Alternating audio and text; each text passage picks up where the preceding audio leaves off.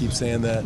Everybody's going to get an opportunity. It's coming, but you got to be ready to step in and take that opportunity and produce when you do get it, and take a hold of it and keep it. He's done that in the past, though. He has. He's done it in the past, and again, unfortunately, he hurt his hip and kind of fell out of the rotation a little bit.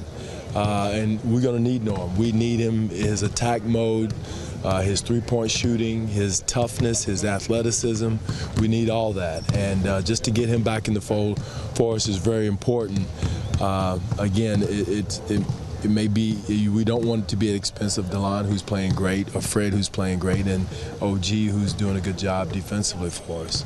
When you got him in the other night for a couple of minutes, is that a case of? That was, we was trying to get him some minutes, to get him an opportunity. And again, when you do get those minutes, you got to take advantage of it and produce. And unfortunately, Chicago was going on a run. I think he was a -6 in that situation, -12 overall. So when you get those minutes, you got to go in and say, hey, this is my time to shine. I know you had a game in between, but is there any benefit to playing a team once, twice in a week? Or do you lose them because of Chicago? No, you don't. It's still fresh what they did to us, and I'm sure it's fresh what we did to them. It's good. It's almost like a playoff situation.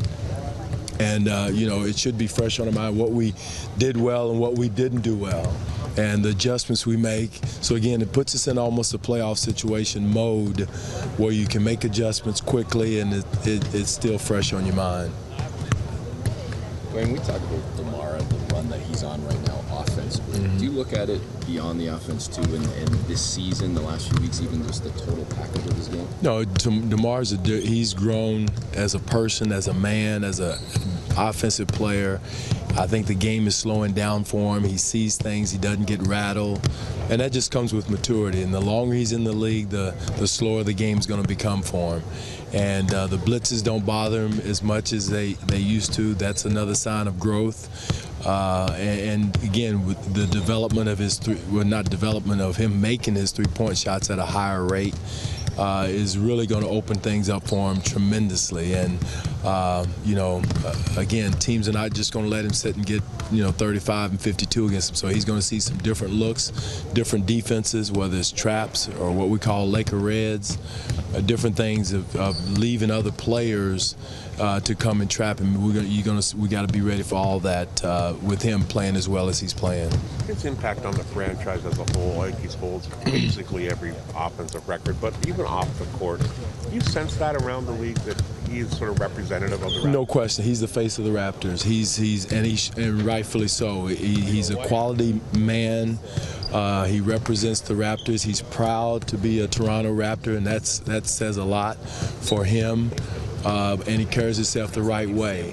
Offensively, he's like you said, he's setting records and doing things, and team-wise, helping produce wins. I think that's the most important thing of all. I mean, he could be putting up big numbers on a bad team, but he's putting up big numbers, and in the process, we're contending for trying to win a conference title.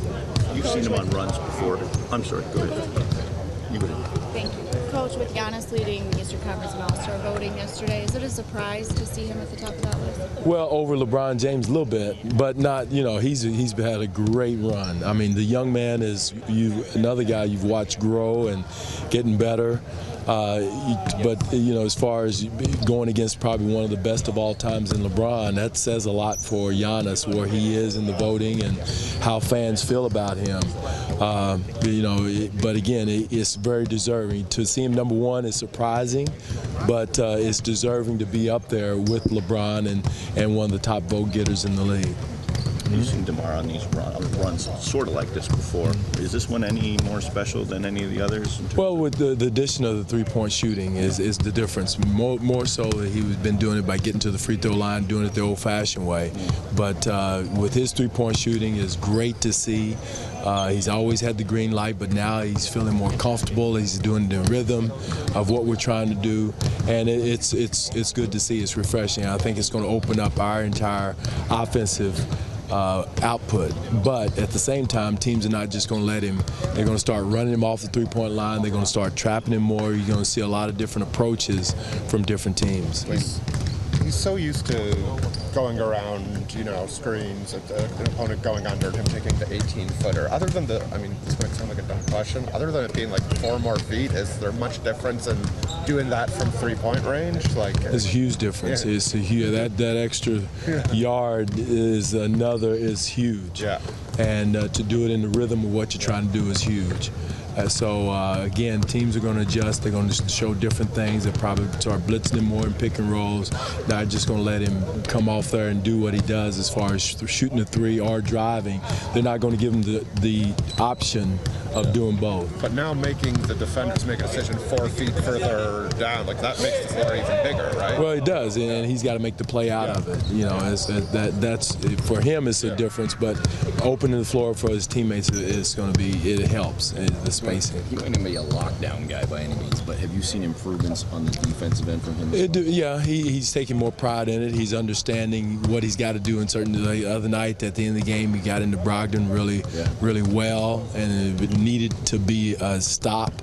And so those situations, you see the improvement. And again, we all can get better defensively, individually. I think team-wise, he's always where he's supposed to be and doing what he's supposed to do. He knows the coverages.